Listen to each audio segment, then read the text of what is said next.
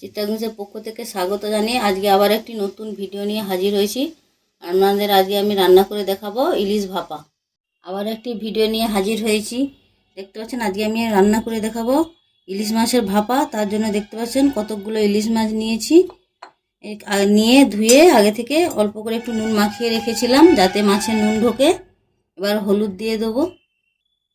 এবার পরিমাণ মতো হলুদ দিয়ে দেবো। ইলিশ মাছে বেশি হলুদ লাগে না, কম করে।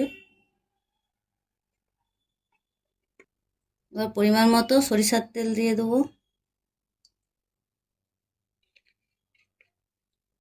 মাখিয়ে নিচ্ছি।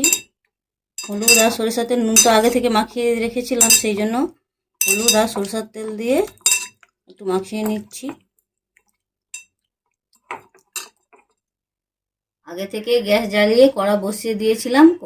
কড়াটা গরম হয়ে গেছে। এবার সরিষার তেল দিয়ে দিচ্ছি ভাপাটা যে করবো ইলিশের। কড়াই যে সরিষার তেল দিয়েছিলাম গরম হয়ে গেছে। ফোড়নে একটা শুকনো লঙ্কা দিচ্ছি, গোটা কয়েক কালো জিরা, লঙ্কা দিচ্ছি, কাঁচা লঙ্কা কয়েকটা চিড়ে, যে যেমন ঝাল খাবেন দিবেন।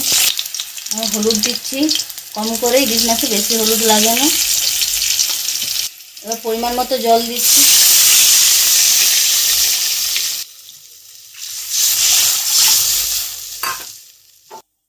জলটা ফুটে গেছে। এবার ইলিশ মাছের জলটা যখন ফুটবে তখন এই ইলিশ মাছগুলো তার মধ্যে দিতে হবে।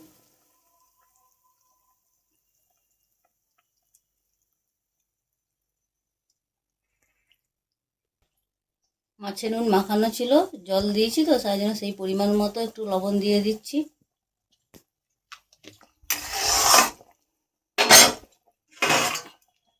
এবার ইলিশ মাছগুলো নিয়ে চাপা দিয়ে সেদ্ধ করে নেব। দেখতে পাচ্ছেন ইলিশ মাছটা যে জল দিয়েছিলাম, মাছটা সেদ্ধ হয়ে শুকনো হয়ে জলটা মরে গেছে। এবার এতে মশলা দেবো। সর্ষে পোস্ত বাটা, সাদা সর্ষে আর পোস্ত বেটে নিয়েছিলাম 2 চামচ দিয়ে দিচ্ছি। পরিমাণ মতো মাছ অনুযায়ী মশলাটা লাগবে।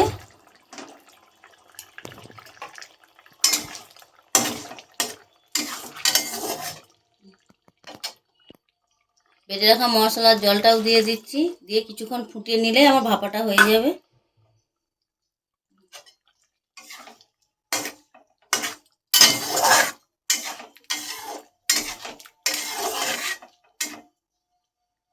মশলা দিয়ে থালা চাপা দিয়ে কিছুক্ষণ ফুটিয়ে নিয়েছিলাম। এবার নামাবার আগে কাঁচা সরিষার তেল দিচ্ছি পরিমাণ মতো। সরিষার তেল দিয়েছি, কিছুক্ষণ ফুটিয়ে নেব।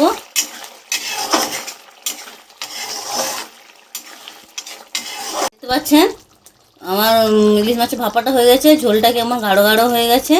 এবার ইলিশ মাছের ভাপাতে অল্প একটু লেবু দিলে স্বাদটা আরও যেন ভালো লাগে মুখে, স্বাদটা যেন খুলে যায়, সেই জন্য একটু লেবুর রস পরিমাণ মতো কম করে।